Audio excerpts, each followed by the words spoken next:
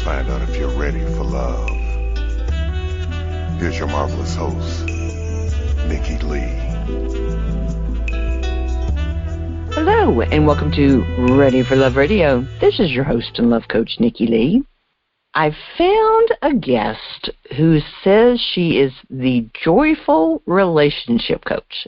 I absolutely love that. So, who doesn't want a joyful relationship? I would think everybody wants a joyful relationship. And anybody that's listened to my show knows that I love the theme of female empowerment. So I think this guest is pretty much a shoo-in for a spot on my show. Mariquita Solis, I would love to invite you and welcome you to Ready for Love Radio. How are you doing today? Great. Thanks for having me, Nikki. It's great to have you here with us. You know, I was reading your bio, and it really, really reminds me of that sadly, that it really reminds me of a lot of years of my life. And I'm very, very glad to say we both got past all of that.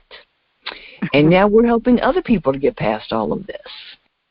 People that listen to this are aware that I did a lot of this too. But I want to let them know that you spent a lot of years doing this self-sabotaging thing, and it really has a detrimental effect on our health and our self-esteem.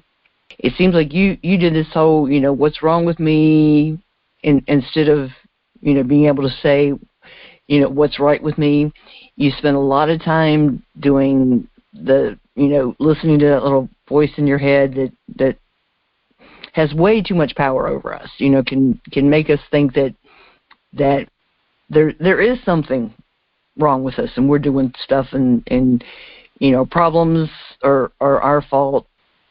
Makes us think that we don't really deserve any better, or we don't deserve a good relationship, and we fall into patterns of sometimes letting people not treat us right or well, putting our needs and our wants last, or sometimes not even really acknowledging that we have needs. I think I did a lot of that. I gave and gave to a lot of people. If I saw that somebody needed something, I would do what I could to help them, but I never really acknowledged what I needed. It seems like you did a lot of the same thing. Am I reading this wrong, or am I reading that right?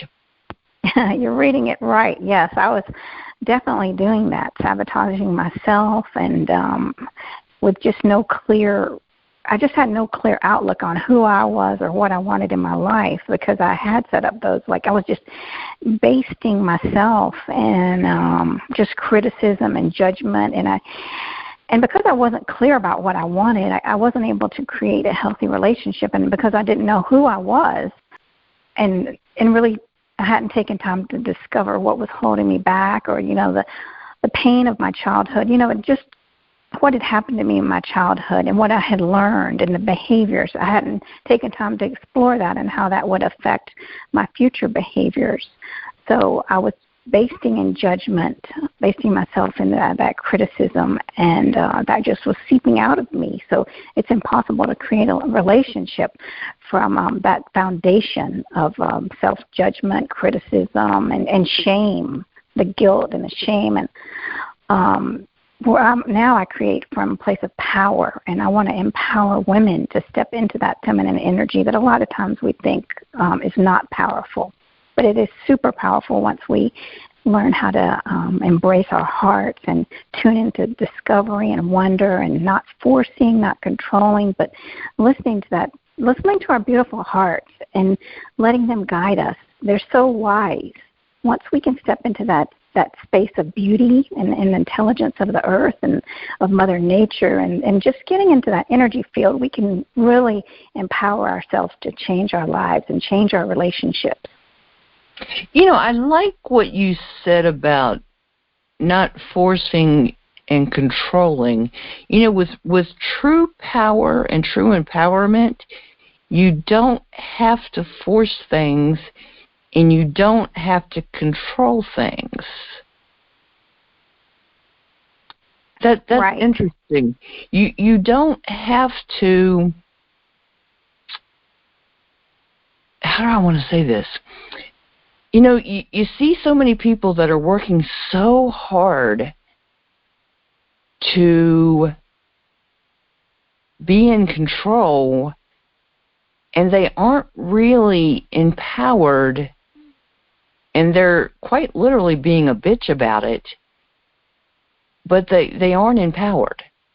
You know, they're like overcompensating would be a good way to put it.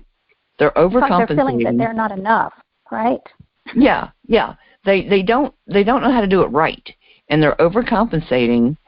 And like I said, they aren't truly empowered, and so they're going about it the wrong way, and they aren't really accomplishing anything that they're trying to.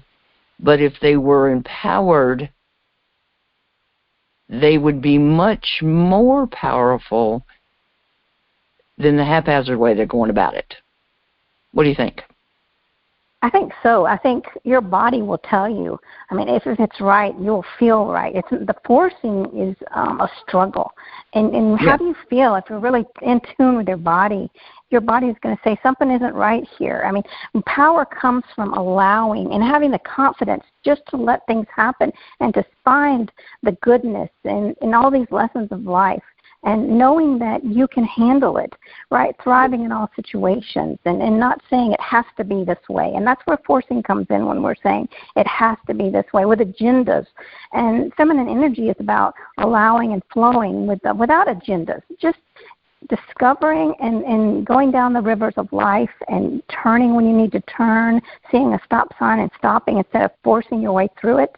And that's where the real power comes from, when you're not getting stuck on those roadblocks, but going over them and being resilient and getting back up and moving forward no matter what happens, no matter if it's cancer, no matter if you lose your promotion, or lose your job, and knowing that there's something better around the corner and learning from these lessons of life. And that's true power in my eyes. This is the question's gonna get me in trouble, and you might hang up when I ask you this, but I'm gonna put this out there anyway.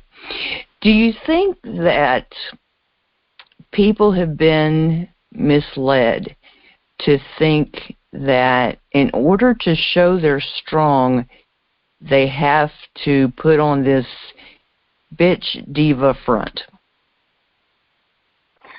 Well, I think many times in the corporate world, I mean, that's what's rewarded, is to be that kind of person, because the people in power, and there are a lot of narcissists in power, and the women that fight their way to the top. I mean, because I've done a lot of research, market research on women, the corporate woman, and it's the ones that are just walking all over to get to the top, and it's really hard to be in that element, in that environment, because these ladies aren't getting the support they need because they're having to fight their way to the top, and that is not the type of woman that fought their way and walked all over everyone. That's not the nurturing type that will help other women.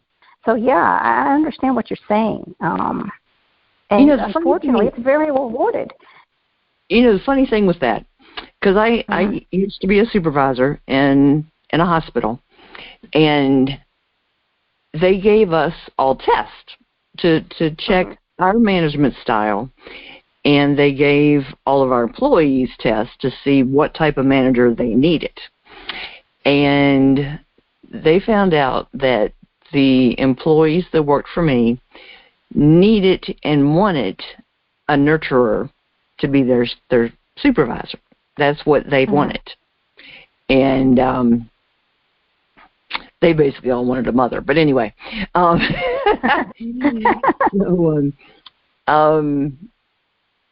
was, I got sat down there and went, okay, this is what your people need. This is the type of person that you need to be for them. And so good.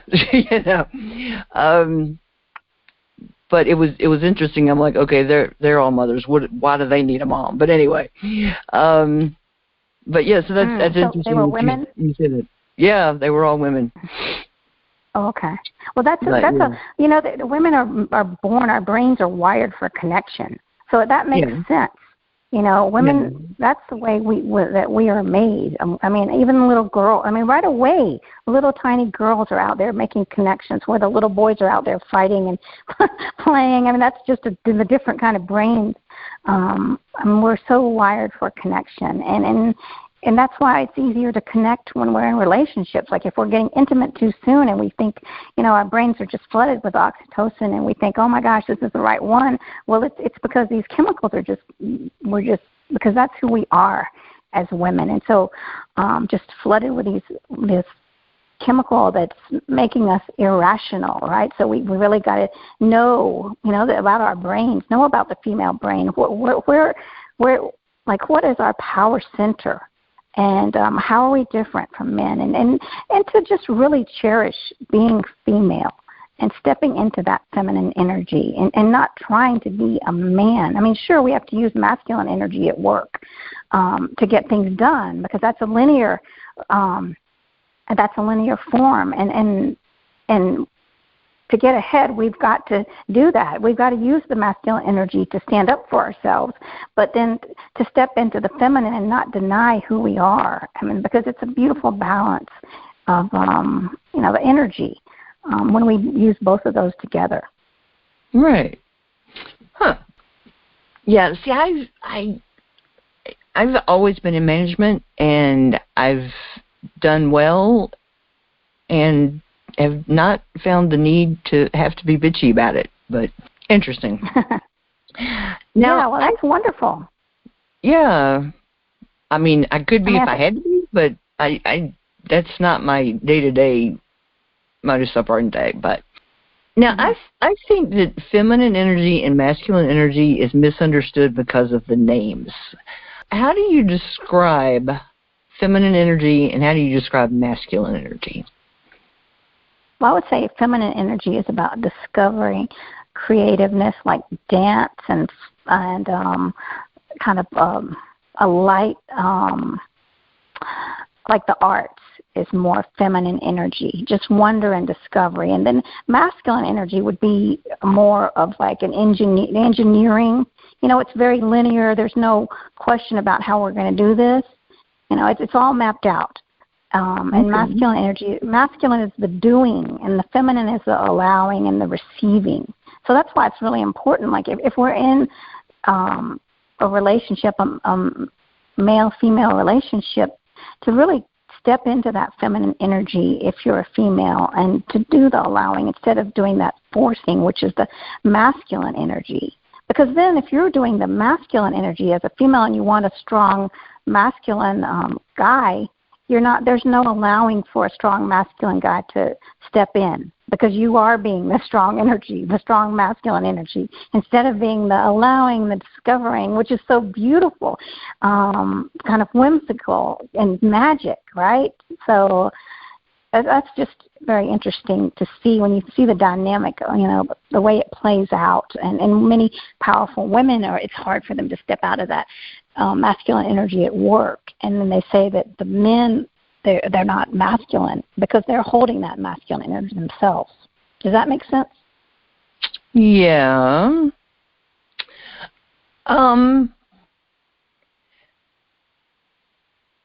Now, can't a strong woman and a strong man be compatible, though? Oh, definitely they can. Yes, and strong men and intelligent men really want a strong, intelligent woman.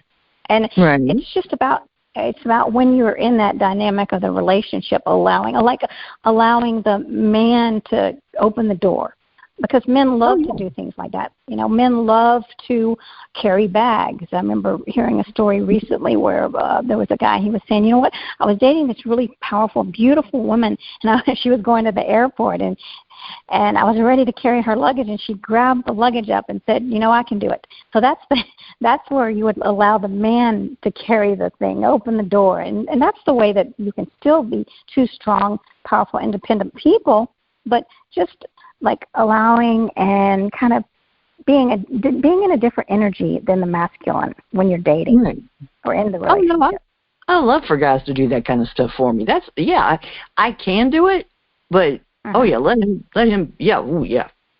Love that. Yeah, I like it too. Oh yeah. Yeah, and he likes it. He likes it too. So that's Oh that's yeah. Beautiful. Open the door, pull out the chair, carry my. Oh yeah, love that kind of stuff. Right, yeah. So you can still be a powerful woman, and still allow for the gentleman to do that. And that's the kind of, for me, that's the kind of man that I want. A man that's going to be a gentleman, and I'm not going to force. I'm going to allow, and even not going to force anyone to be a part of my life that doesn't want to be a part of my life. I'm going to allow people to make up their mind. I'm going to give myself the dignity to allow things to play out, and allow myself to have resilience to move forward and thrive in my life. Well, and the thing is, I like being playful enough that occasionally I'm going to grab the door for him, just because I'm being silly and that's me, So that's fun. Yeah. Well, I went through, and sometimes there's 2 doors or 3 doors. I'm going to grab one because I got there before he did, So, But okay, all right, people that think about somebody getting the door, what is wrong with you?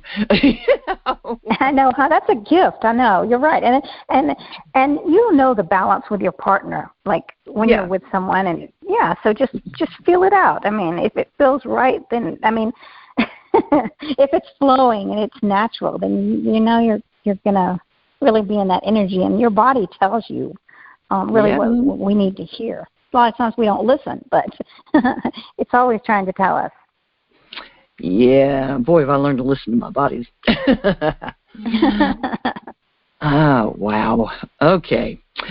Now, one of the things that you focus on is the 3 blocks to self-love.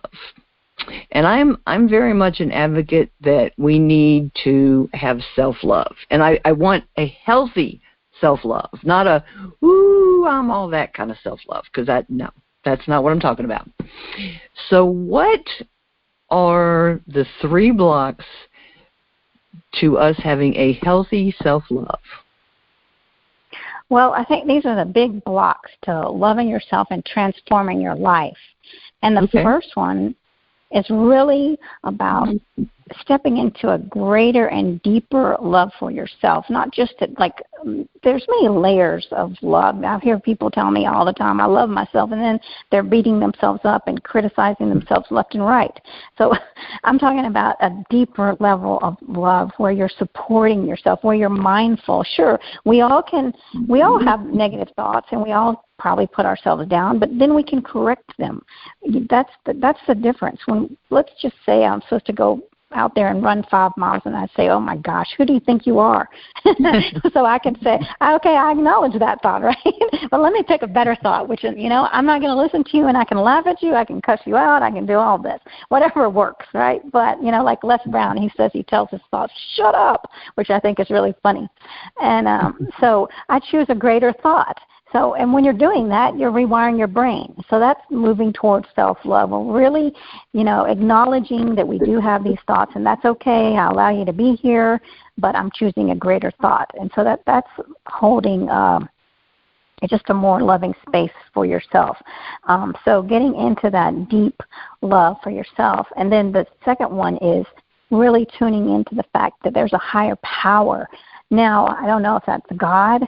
For some, yes. Maybe it's the nature, maybe it's the ocean.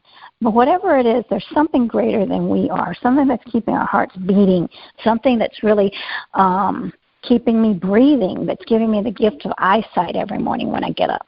So tuning into that and realizing that greater power is behind me, supporting me in my life. They're on my side. This wisdom of the universe is backing me every day as I go out into this creation of creating my day. I'm not alone. I am supported. So that's very important to know that you are supported with this higher power. And the third is knowing that there are just unlimited resources with the connection of people and everything that's out there in this universe to help us move forward. When we disconnect from others and we're standing by ourselves, whether we think a lot of times that people can't help us, there's no one that's right and no one's going to be able to help me, and have that attitude and isolate ourselves, that's when we cannot make it. Because we're human beings, we need each other. We need that connection. So when we stop that, we're not going to be able to move into self-love. We've got to have a warm environment of others. Joining with others, we help them and they help us. And that's really one of the big things for longevity. The people that live the longest have that great community, and they have a sense of a purpose in life. So they're not just going about day to day. There's a greater thing here. There's a greater purpose for me. And that's so important. When you love yourself, you realize it's not just about you. Like, I'm not just this, but the universe has given me these beautiful blessings, like of helping others. So it's up to me. She's waiting for me to step into my power, and she's waiting to join and support me every day as I get out there and help other people, and I help myself as well. So it's the bigger picture. There's a greater sense and deeper purpose, and that's what I love to do when I'm talking to women and helping women in my coaching program, is to get to the deeper purpose here, to peel away the layers of the onion so you can move into self-love by uniting with the universe and these resources and the people that stand for you. Get together and let's get out there and let's make a difference in the world. I like that. Well, and let me see. What do you tell people as far as, and I've asked this question a million different ways, well, at least 200 or 300. What do you tell people as far as figuring out their purpose? And I know we could spend an hour on that, but...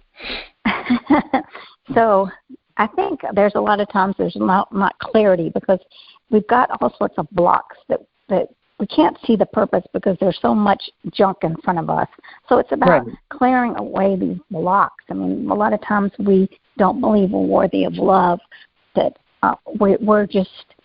we have a belief that we're not good enough, and so we're always trying to prove. So it's really hard to get to that next place until we can clear these blocks out of I am worthy and I am good enough, so I can see that what my purpose is and what are my passions, because people are trapped in just survival mode.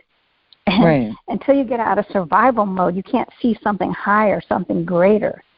So it's about dealing with these underlying issues first to get there. So, and that takes you dealing with them from love and a place of non-judgment. And because I've been there, I know what it's like. And so to beat yourself up, that does absolutely no good. I did that for years and years and years. And what did it cost me? Just more pain. So when I finally came into self-love, then my life changed. Because your cells are listening to everything, every thought, everything you're saying about yourself, your cells are listening. And so your body is responding to that. And in order to have a healthy body and mind, we've got to feed ourselves love. So it's the awareness that we have so much control, and we can program our mind and body for an outcome that's greater once we live with intention and mindfulness. Once we get up and say, this is the way I want the day to be, I'm so thankful, I'm living in gratitude, these are my values, I'm living in alignment with my values, and I choose to embrace this beautiful, radiant spirit that I am as I walk with the support of the universe and the trees and nature and the love from all the spirits that are walking with me. That's the way I choose to create this day, and then boom, go create that day, and at the end of the night, do the same thing. Thank the universe and give gratitude for all those living beings that have supported you on this joyous day, and think about the wonderful things that happened, and give thanks to yourself. Really appreciate yourself if you've had challenges. Never forget that each small step is a beautiful, and should be glorified. Because a lot of times we forget that. We're so quick to beat ourselves up, but we don't give encouragement and we don't give praise for the little things. You know, I had never put that together in that order, that self-love comes before finding your purpose. But that's interesting, because once you love yourself, you understand that you're in a position to give on that level, right? Right, because you're open to creativity. If we're not loving ourselves, we shut that down. We're not open to creativity and joy, because we're just, again, at that level of just trying to survive, the survival level, that we can't see anything greater than just staying afloat. And if we're just staying afloat, how can we even think about, how can I think about volunteering or doing something for someone else if I'm barely treading water here? I hear that so many times when I tell people. And that's the thing. When we do help others, we're helping ourselves also. So just getting out there and getting back in community, and then it's going to bring that self-love. And then your eyes will be opened, because once you're loving yourself, your cells are responding, and you're just going to see from a different set of eyes, the eyes of love. And the eyes of love see something different than the eyes of judgment. So it's a whole different mindset. Well, and what is your mindset behind the volunteering that you're doing, too? Wow. Wow. I'm going to be thinking about that long after we're done with this, with the whole... You gave me a whole interesting kind of... I would love for you to put together a little piece for me that I could add to my Love, Accept, and Respect Yourself program about how loving yourself leads us to be able to find our purpose, just so that I could add to that. And I'll give you full credit for it. But I would love a piece that I could add to my program about that. I love that. That is so cool, because I never figured out my purpose until after I worked through all of my junk, and boy, did I have a bunch of it. But yeah, now, okay, I like that. I'm going to be thinking about that long into tonight, to say the least. Okay, I won't take the listeners on all the directions my brain is going in right this second. But so, and I've been wanting to ask you this question because I want to see what you're going to say to this. What is the difference between a trait and a skill? I love to use both of these words, but I like the fact that you're saying that they're two different things. So how do you delineate between the two of these?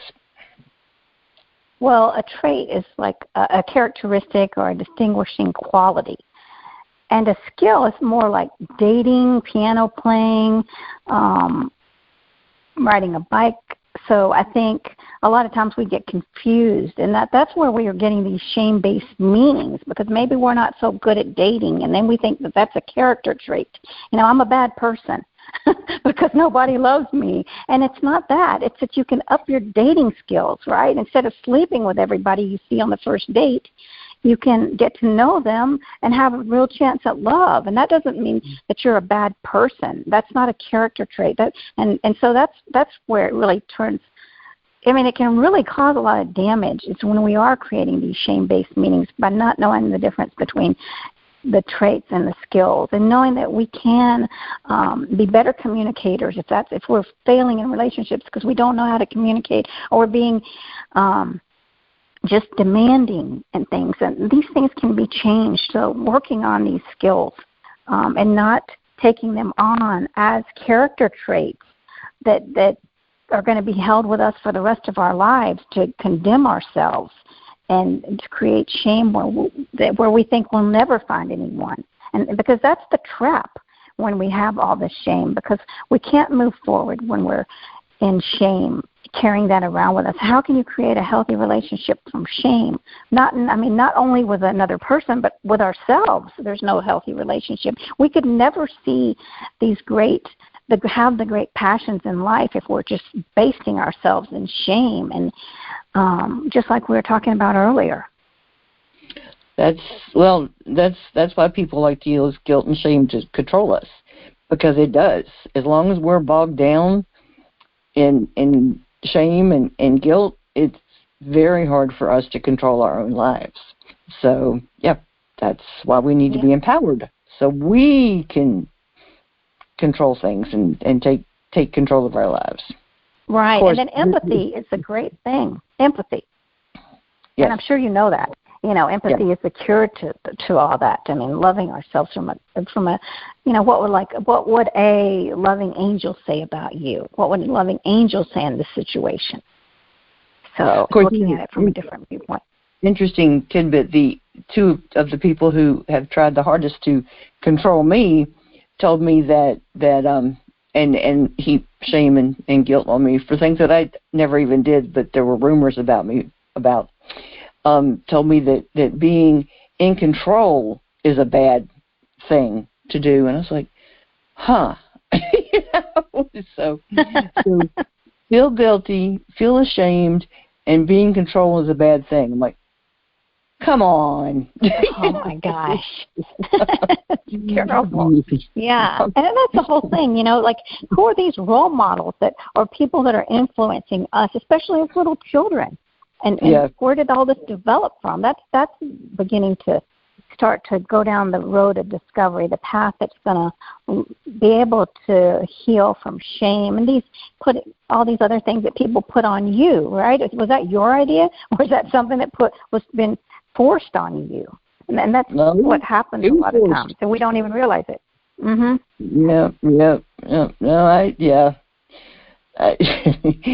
Stuff like I told somebody one day, I said, let me just tell you, I said, nobody that you're associated with has any control over me anymore. And it's the last time they talked to me. Haven't said a word to me since then. That's funny. People disqualify themselves. I think I made my point, though. I feel that I made my point very solidly that day. So, I said, okay, point made. Good. Yeah, boy, it did. Oh, I can't even tell you how good that felt. So, now, you know that the name of the show is Ready for Love. Okay, so I love this next question. What do you have to do to get ready for a relationship? Which is basically the theme of my show. Well, so I think you have to really look at yourself with love, look at the past relationships, and take responsibility. There's a lot of things here. Taking responsibility for what part you played in them ending, instead of blaming. If you're blaming your ex, then you're not ready for a relationship. I'm not talking about if someone beat you or something like physical abuse, right? I'm saying that let's take responsibility, even for that, just saying, you know what, I could have taken care of myself better. I love myself now, and I'll never let myself be treated that way. And now I protect myself. There's no reason for me to go on and on about the other person, but to be aware, to speak about it from a more mature standpoint, where there's not getting out of the victim mindset. So that's one thing. speaking in a different language where you're not the victim anymore, where you've learned a lesson and you created a new story about past relationships. So that would be the first thing. And like I said, there's many things. So that's healing your wounds. And getting clear on your values. Because so many times we go into relationships and we have no idea what we want. We just know we want a good relationship, and we know what that looks like. And we're talking. I'm saying, like, we know the physical. Oh yeah, they've got to be 6'2" and perfect health and this, but really we don't have any. We're not thinking about what are the values of this person. What are they giving back to the community? Are they helping others? Are they healed? We're not clear on that, and we're rushing into things. So knowing that it's going to take a while to really find a partner that is going to be worthy of you, getting ready to go 100 or 200 dates, and being okay with that. That would be getting ready for a healthy relationship. And not create. We're going to create from a powerful place. By getting clear on my values, I'm going to know what I want. I'm standing in my power. And I had written this little thing, and then I'll read it to you. And so it says, when you're in the right mindset for dating, you're not going to be worried about them losing interest. You're going to know that you're so amazing that the right person will not lose interest. The right person will step up for you because you will have the attitude, I'm an amazing woman, and I do not have to wait around to get someone else's attention. And this is the mindset that will bring a high-quality partner into your life. When it's not you worried about whether they're going to like you, but you're going to be interested about to see if they have the same values as you do. And if they don't, then that's fine. Disqualified, and I'm moving on. Exactly. So. Well, that's it. Get rid of the desperate mindset. You know, there's too many people. Oh, what am I going to do if he doesn't like me? Move on. You know. Right. That's forcing again. You're going to force it. Now, who wants to be with someone that they got forced? You know, if this person doesn't like you, and then that's great. Thank you for being honest. And I'm going to move on to someone else. I deserve someone that does like me. It's very clear now, right? It's very clear. If you're asking questions, do they like me? Oh, my gosh, what's going on? Then there's a good chance that that it's not the right person. The right person's going to flow, and it's going to be like feel very genuine. And another thing we do is pretending to be someone we're not to keep them around. And then we're down the road. Yeah. Go ahead. That's like my mom one time says, well, you know, if you would just do blah, blah, blah. I'm like, I'm me. I'm going to be me. If they don't like me, fine. Then we're not meant to be together. Because at some point, you know, if I pretend to be somebody else, at some point on some day, I'm going to be me. You know, that's just how it's going to be, you know. So I'm going to be me from the beginning, you know. Oh, my gosh, that is so true, because you see relationships down the road. You know, here we are 10 years later and saying, what's going on? Well, then there has to be responsibility. You can heal the relationship, but not without taking responsibility. And So when I first started dating you, I wasn't clear. I pretended to love dating a guy that takes trips all the time, and now I realize I really don't like that. And so I'm responsible for that. I just want to apologize for being deceitful or whatever. And how can we make this relationship better? Now that, I'm being honest, I've taken responsibility. I want to know how we can keep our relationship. Or can we not keep it, right? And it's okay either way. But I'm going to take responsibility, and so we can have some clarity here. Yep. Well, I want the other person to be honest with me, so why would I not be honest with them? You know. Exactly, right? Yeah. And that energy is going. You're putting that energy out there of honesty or pretending, and knowing that even almost saying at the beginning of the date, whatever happens is fine. Let's just be ourselves, you know, and if it doesn't work out, that's fine. I'm good with that. Well, let's allow it to be what it is. Let's allow us to be who we are. And that's fine. No hard feelings either way. Exactly.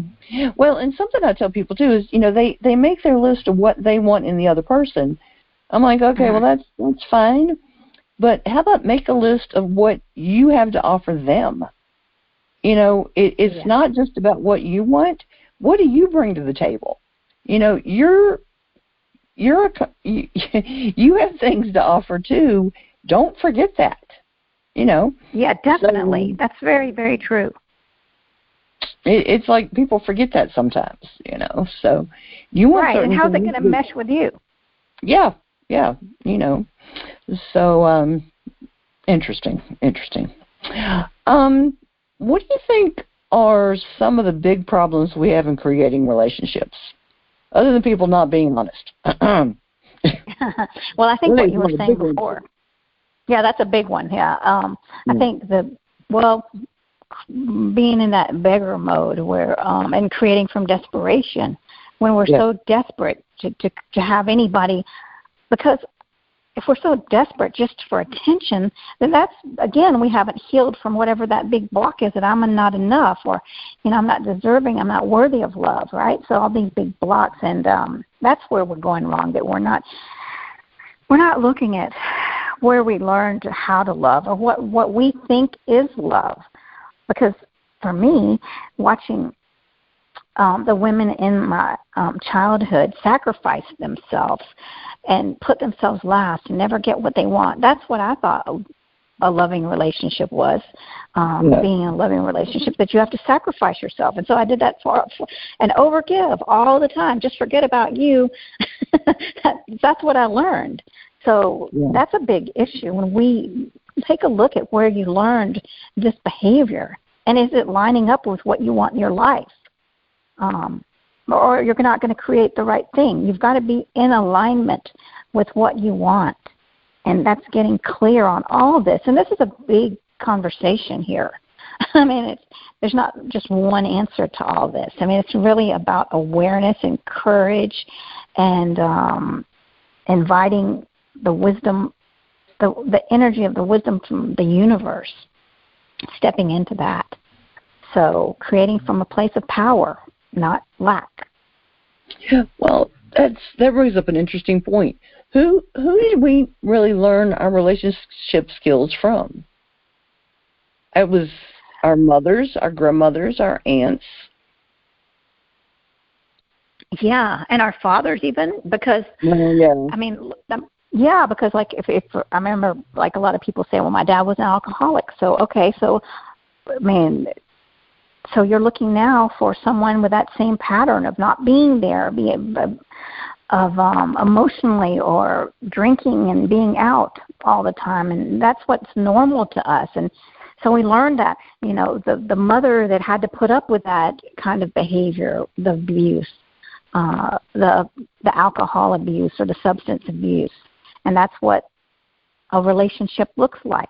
And it's so sad, but we can break those patterns. We can break that cycle once we're aware of that trauma, of being that little child, watching and learning and taking all that in, just into that subconscious mind that we're not even aware of. So we got to make our subconscious mind work for us to be in alignment with what we want in our lives, because if we want to create something, a healthy relationship, and we're so used to thinking that a healthy relationship is dating a substance abuser and being subservient to our needs and feelings, then that's what we're going to create. And we're going to do that subconsciously. So we got to step into a conscious mode of awareness. Right. Well, that's like looking at the patterns in our relationships. I've got this theory that every single relationship we've had, we learned something from. The good relationships, the bad relationships, all of them, we've learned something. And, it's either something we do want or don't want in a relationship, and we've learned something about ourselves in every relationship. And the thing is, have we taken the time to learn it? We've subconsciously learned it, but if we didn't pay attention to it, we're not really learning it from it, and we're not paying attention to it, And have we noticed the patterns in our relationships, especially the negative patterns? The things we're doing over and over and over, especially the ones that aren't working for us.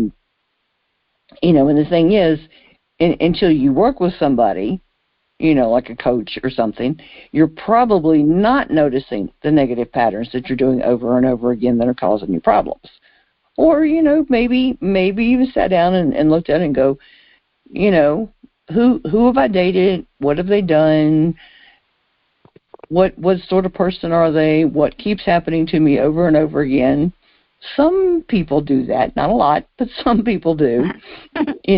Once you notice it, then it can become more obvious to you, and you can break the patterns. But that once you see it, then you can do something about it. But you fall into that routine, and it becomes your normal, and that's just what you do time after time after time.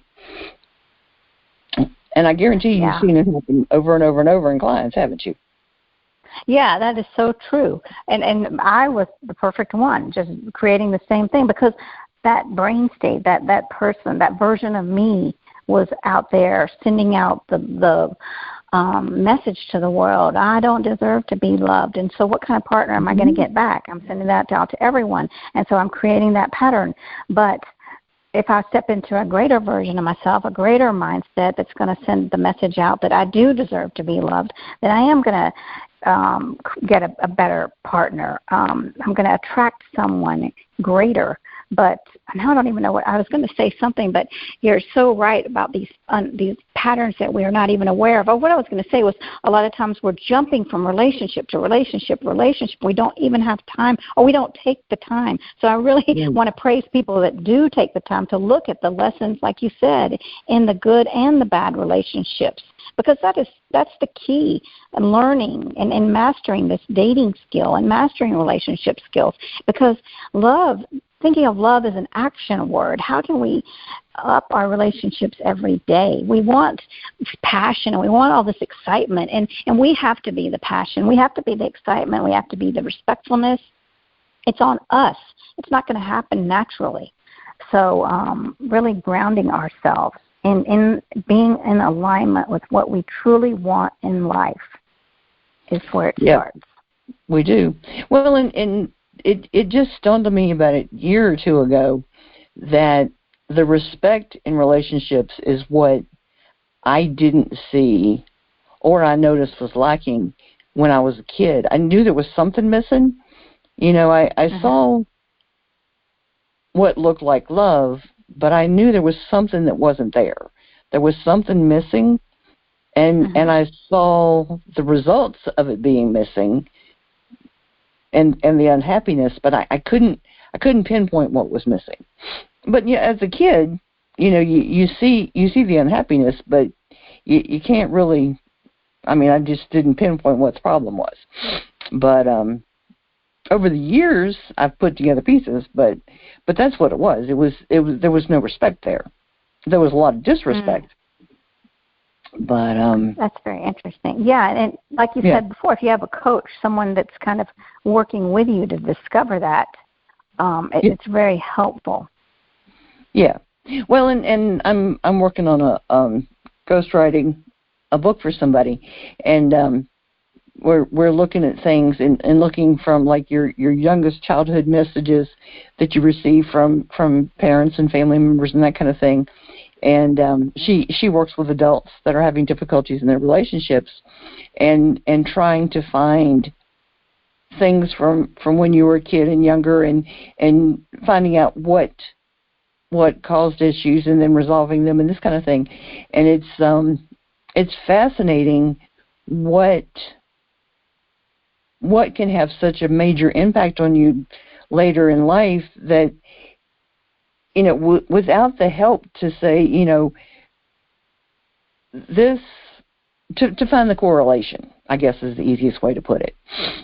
But there's going to be an entire book to explain it, but that's the easiest way to kind of explain it. But trust me, a lot of work's going into explaining it. But, well, it's very needed. Yeah. Well, like I said, it's been so interesting to put it all together and to work through it. And I went through a session with her because I'm writing the book. The format I suggested to her was writing the book like you're going through a session with her as a new patient. And so I went through a session with her. I said, if I went through a session with you, it would be easier for me to write the book.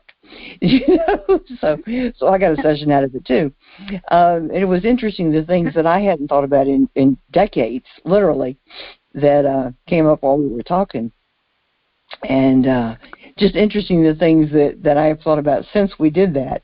And then, of course, with writing the book too, going, oh yeah, wait a minute, So it's been an interesting journey writing the book and the things that it stirred back up again for me too. So it's been interesting. But the book, I'm really, really happy with how it's coming along, and she is too, which is good. So that's exciting. Definitely, yeah, and I understand. I can relate to what you're saying because just the other night I was journaling. I was starting to write a little book about my childhood, and even though I kind of knew things, I had a really bigger awareness once I was writing it down on paper. Like, wow, that I saw that love was tied with fear. Always, when you have a family, that means that you have to be afraid, that you're always going to be, nobody's going to be at peace. And so that's what I looked for. I looked for guys that would not bring me peace because that's what I learned. But it wasn't until I wrote that down the other day that it really sunk in, which was so amazing because, I think we're like butterflies, like the butterfly in the cocoon. We can't force anything. It's going to come at the right time. And someone was talking to me the other day, and someone had told this young lady, oh, you should have done this, you should be doing this. But it's not about what she should be doing. She's going at her own pace in life. So maybe she had to fall down this past year to really gain great wisdom that's going to help her do these greater things. And everyone is on their own journey. So it's about allowing and watching and being really in that discovery and like you just said, that these things open up when it's time for them to open up, not forcing. That's it. And having the real empowerment, not trying to control things and force it. Right. So, taking care of yourself. What is a three-dimensional way of looking at our belief system? Well, I think a lot of times we think that we do have these beliefs that are like, well, that I'm not worthy, and that it's just a belief that's sitting by us. But the thing is, it's not just a belief. It's affecting our whole environment. Like I had said before, we're kind of throwing that out to everyone in the world. We're sending that message out. Everything we're doing, our cells are getting it, so our bodies are living by it. And it's how we're creating. And it's not just a two-dimensional thing. It's encompassing all parts of our being. So we really need to be aware of that, what our beliefs are, and to know that it's a greater thing, that the whole environment is being affected. And that's what I mean by a three-dimensional belief system. And how we can change that, to throw out to the world, I am worthy of love. And I am deserving, right, the way I am today, perfectly imperfect. Right. Well, that's just like the acceptance part of my love, accept, and respect yourself is realize that you aren't perfect, because none of us are, but, accept that by saying, I'm making changes, I'm not perfect, but I'm making progress, I'm working on it, and I love myself as I am. I'm doing what I need to do. There are problems, but I'm imperfect, and I'm doing everything that I possibly can, and I'm working to make to do better all the time. I'm a work in progress. Right. Yes. And just saying, hey, we're all perfectly imperfect, and I give myself permission to be perfectly imperfect today, and still to be a beautiful blessing to the world as a perfectly imperfect person. That's it. That's like when I first had my aortic dissection, I had open heart surgery, and so I had a very, very vivid scar that went all the way up almost to my throat. And I had somebody come up to me, and they were very offended that I had a shirt that they could see the scar. And at first I felt like, oh man, I should wear things all the way up, so nobody could see it. And then I got to the point, and I'm like, no. And just being me, because I'm like, And I'm like, okay, this scar, I earned this scar. I survived this scar, and I'm like, no, not putting up with it. I said, I'm like, if this bothers you, you need to turn your head.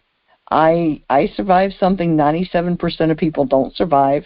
You have no clue what I went through to survive this, and if this offends you, turn your head. That's just how it is. I'm not putting up with it. I'm just not. That is shocking, though. I mean, because how can we not be at a level of humanity and embrace others and really have empathy for others? My gosh. It's very surprising, isn't it? I mean, I really felt bad because they were so upset about it, and then I was just like, no. Like I said, I started flashing back to what I went through with, and the feeling that went through me when the doctor told me I could be dead by morning, and being in a coma and all this kind of stuff, and I'm like, no, I'm not going to apologize to this person at all. So yeah, and that was like a scar of power. Thank you, thank you very much. No. But yeah, that was they picked the wrong person. That's all I can tell you. Picked the wrong person. Well, I'm glad they did instead of picking someone that couldn't handle it. So I'm glad you handled that. Yeah. Well, other people have like completely cowered, and their family's been really bad about it and all that kind of stuff. And I'm just like, heaven help the next person that says something to me, because the last person got blasted for it. But I'm just like, I mean, if it's a trigger for you, I'm sorry, but no, just turn. Nuh-uh. Not apologizing, folks. Yeah. Good. But that did not go well. So how can people find out more about you? Well, I am on LinkedIn and I'm on Facebook. I have a private group for ladies, which is Joy and Fulfillment, Create the Relationship You Deserve. I have a page, Joyful Relationship Coaching page on Facebook. And where else am I? I'm on YouTube, on Instagram. But the main place I'm really on is Facebook, and under just Mariquita Solis, under my name. And then you can message me there if you want to reach out. Reach out to me messaging or the webpage, mariquitasolis.com. All right. It gets to be, okay, where am I? I know. And unfortunately, I don't have an easy name. But this is true, too. Oh, that's so I can so relate to that. But, yeah, it didn't seem that complicated when I picked Nikki Lee for a name, but there's so many ways to spell it, I'm told so often. Oh. Nikki Lee, that's a cute name. I will have all those links with the proper spelling on the show page, along with a replay of today's show. So all people will need to do is go to the page and click the link, and they will be right there. So that'll make it easy for them. And if they go to lovecoachjourney.com/joyful, they will find it there. So that will make it easy for them. I like to make it easy. So. Well, great. Yeah, and I would love to help anybody. I mean, let's just talk on a coffee chat. No charge, just to get some clarity. So so people don't have to be confused anymore, right? Boy, do I understand that. So totally get it. And like I said, I've been in the same place, so I know how frustrating that can be. But and it's so nice to be on the other side. It is. It's worth the effort. So thank you for being with us today. I appreciate that. And thank you so much. This has been really fun, and it's always I always get a lot of wisdom when I talk to other powerful people. It's powerful in the wise aspect. Well, I tell listeners that if they have gotten half as much out of the show as I have, I am so thankful, because I just, it's amazing what I've gotten out of doing the show. I absolutely love it. So, so listeners, I will look forward to being with y'all next time on Ready for Love Radio.